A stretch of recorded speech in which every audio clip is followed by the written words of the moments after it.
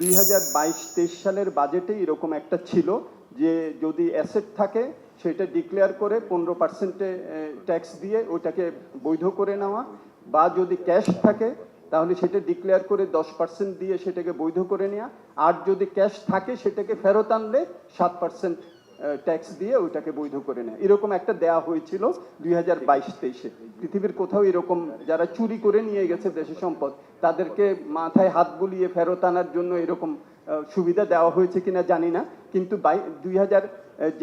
23-24-এর budget বা 24-25-এর বাজেটে এইটা নিয়ে আর কোনো দ্বিতীয় কোনো কথা নেই। তার মানে একটা টাকাও বোধহয় আসেনি। কেন আসবে যদি কোনো অ্যাকাউন্টেবিলিটি না থাকে? রিকভারিটা তিনভাবে হতে পারে। হ্যাঁ, একটা হলো যে আমরা সরাসরি ওখান থেকে যে টাকাটা আনলাম, এক। দুই নাম্বার হলো আমাদের এখানে তারা তো যারা নিয়ে গেছেন তাদের এখানে অ্যাসেট আছে।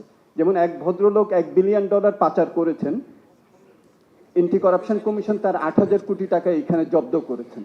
সো এটাও কিন্তু একটা আদায় হিসাবেই আমি দেখি। আর তৃতীয় যেটা সেটা হলো যে সামনের দিকে এগিয়ে যাওয়ার ক্ষেত্রে আদায় এইসব পাচার বন্ধ করা গেছে কিনা। এই যে আমাদের রেমিটেন্স গত 10 মাসে $5 বিলিয়ন যে বেশি আসলো, এটা হঠাৎ করে আসেনি। হুন্ডি হাওলা যে চ্যানেলটা আছে এই চ্যানেলটাকে ডিসরাপ্ট করা হয়েছে, সুতরাং বৈধ পথে ফর্মাল চ্যানেলে আসছে। সো আমি তিনভাবে এটাকে দেখি।